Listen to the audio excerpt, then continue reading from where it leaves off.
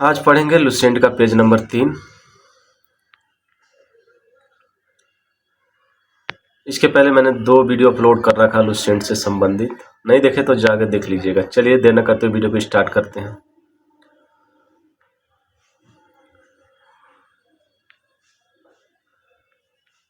अधिकतर पुराण सरल संस्कृत श्लोक में लिखे गए हैं। स्त्रियों तथा शूद्र जिन्हें वेद पढ़ने की अनुमति नहीं थी वे भी पुराण सुन सकते थे।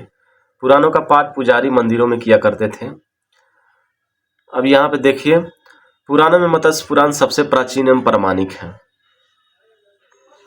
सामाजिक एवं सांस्कृतिक दृष्टि से अग्नि पुराण का काफी महत्व है, जिसमें राजतंत्र के साथ साथ कृषि संबंधित विवरण भी दिया गया है। उपनिषद की रचना पुराणों से पहले हुई थी। अब पढ़ते हैं यहाँ पे बौद्ध, जैन एवं अन्य साहित्य। जातक में बुद्ध की पूर्व जन्म की कहानी वर्णित है। हिंदुस्तान का प्रमुख ग्रंथ कथा वस्तु पाली भाषा में संस्कृत कथा वस्तु है, जिसमें महात्मा बुद्ध का जीवन चरित्र अनेक कथानकों के साथ वर्णित है। इसकी रचना अस्थावीर मोगालीपुत्र 30 ने लगभग 3वीं शताब्दी ईसा पूर्व में की थी। जैन साहित्य को आगम कहा जाता है। जैन धर्म का प्रारंभिक इतिहास कल्पसूत्र से ज्ञात होता है। इसके रचयिता भद्रबाहु माने जाते हैं। इसमें तीर्थकारों विशेषकर पार्श्वनाथ और महावीर स्वामी के जीवन चरित्र का वर्णन है। पर्युषण पर्व के दौरान जैन साधु साध्वी इसका पाठ और व्याख्या करते हैं। जैन ग्रंथ भगवती सूत्र के महावीर के जीवन कृत्यों तथा अन्य समकालिकों के साथ उनके संबंधों का विवरण मिलता है। नोट: जैन ग्रंथों की रचना प्राकृत भाषा में हुई थी। ईसा की 6वीं सदी में गुजरात के पल्लवी नगर में इन्हें अंतिम रूप से संकलित किया गया था। अर्थशास्त्र के लेखक चाणक्य, कौटिल्य या विष्णुगुप्त हैं। यह 15 अधिकरणों एवं 180 प्रकरणों में विभाजित है। यह एक विधि ग्रंथ है। इसमें मौर्यकालीन इतिहास की जानकारी प्राप्त होती है। अनुवादक शाम शास्त्री। संस्कृत साहित्य में ऐतिहासिक घटनाओं को क्रमबद्ध लिखने का सर्वप्रथम प्रयास कल्हण के द्वारा किया गया। कल्हण द्वारा रचित पुस्तक राजतरंगिणी राजाओं की नदी है। इस ग्रंथ में 8 सर्ग है, जिन्हें तरंगों की संज्ञा दी गई है। इसमें प्रारंभ से लेकर 12वीं सदी तक के कश्मीर के शासकों का वर्णन है। अरबों की सिंध विजय का वृत्तांत चचनामा या फतेहनामा मूल रूप से अरबी भाषा में थी, जिसका फारसी में अनुवाद 1226 में नसरुद्दीन कुबच्चा के शासनकाल में अली बिन अबू बकर कुफी ने किया था। इसके बाद मिर्जा कालिच बेग ने वर्ष 1900 में चचनामा को अंग्रेजी एवं सिंधी में अनुवाद किया। अष्टाध्यायी संस्कृत भाषा का व्याकरण की प्रथम पुस्तक के लेखक पाणिनि हैं। इससे मौर्य के पहले का इतिहास तथा मौर्ययुगीन राजनीतिक व्यवस्था की जानकारी प्राप्त होती है। नोट में अष्टाध्यायी की पहली बार लिपि शब्दों का प्रयोग हुआ।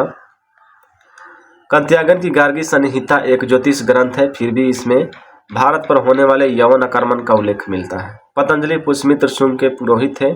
इनके महाभाष्य से शुंगों के इतिहास का पता चलता है। अब पढ़ते हैं विदेशी यात्रियों से मिलने वाली प्रमुख जानकारी क्या है। यूनानी रोमन लेखक टेसियस, यह ईरान का राजवैद्य था। भारत के संबंध में इसका विवरण आश्चर्यजनक कहानियों से परिपूर्ण होने के कारण अविश्वसनीय है। हेरोडोटस, इसे इतिहास का पिता कहा जाता है। इसने अपनी पुस्तक हिस्टोरिका में 5वीं शताब्दी ईसा पूर्व के भारत फारस यानी ईरान के संबंध का वर्णन किया है, परंतु इसका विवरण भी अनुश्रुतियों एवं अफवाहों पर आधारित है। सिकंदर के साथ आने वाले लेखों में निरियाकस, अनेसिक्राटस तथा अरिस्टोबुलस के विवरण अधिक प्रामाणिक एवं विश्वसनीय। अब मेगास्थनीक या सेल्यूकस निकेटर का राजदूत था, जो चंद्रगुप्त मौर्य के राज दरबार में आया था। इसने अपनी पुस्तक इंडिका में मौर्ययुगीन समाज एवं संस्कृति के विषय में लिखा है। डायमेकस या सीरियनरेस अंतियोकस का राजदूत था, जो बिंदुसार के राज दरबार में आया था। इसका विवरण भी मौर्ययुगीन से संबंधित है। डायनोसियस, यह मिस्र में टॉलमी फिलाडेल्फस का राजदूत था, जो अशोक के राज दरबार में आया था। टॉलमी, इसने 2री शताब्दी में भारत का भूगोल नामक पुस्तक लिखा। प्लिनी, इसने प्रथम शताब्दी में नेचुरल हिस्ट्री नामक पुस्तक लिखी। इसमें भारतीय पशुओं, पेड़ों, पौधे, खनिज पदार्थों आदि के बारे में विवरण मिलता है। पेरिप्लस ऑफ द एरेंथ्रियस, इसी पुस्तक के लेखक के बारे में जानकारी नहीं है। यह लेखक करीब 80 ईस्वी में हिंद महासागर की यात्रा पर आया था। इसने उस समय के भारत के बंदरगाहों तथा व्यापारिक वस्तुओं के बारे में जानकारी दी है।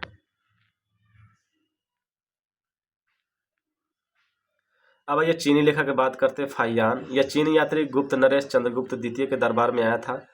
इसने अपने विवरण में मध्य प्रदेश के समाज एवं संस्कृति के बारे में वर्णन किया है। इसने मध्य प्रदेश की जनता को सुखी एवं समृद्ध बताया है। यह 14 वर्षों तक भारत में रहा। अब ये संजुगन की बात करते हैं। यह 518 ईस्वी में भारत आया। इसने अपने 3 वर्षों का यात्रा में बौद्ध धर्म की प्राप्तियां एकत्र की हैं। अब ये हेनसोंग, यह हर्षवर्धन के शासनकाल में भारत आया था। हेनसांग 629 ईस्वी में चीन से भारतवर्ष के लिए प्रस्थान किया और लगभग 1 वर्ष की यात्रा के बाद सर्वप्रथम वह भारतीय राज्य कपिसा पहुंचा। भारत में 15 वर्षों तक ठहरकर 645 ईस्वी में चीन लौट गया। वह बिहार में नालंदा जिला स्थित नालंदा विश्वविद्यालय में अध्ययन करने तथा भारत में बौद्ध ग्रंथों को एकत्र कर ले जाने के लिए आया था। इसका भ्रमण वृत्तांत शिवकी के नाम से प्रसिद्ध है, जिसमें 180 देशों का विवरण मिलता है। इसने हर्षकालीन समाज, धर्म तथा राजनीति के बारे में वर्णन किया है। इसके अनुसार सिंध का राजा शूद्र था। हेनसांग ने बुद्ध की प्रतिमा के साथ साथ सूर्य और शिव की प्रतिमा का भी पूजन किया था।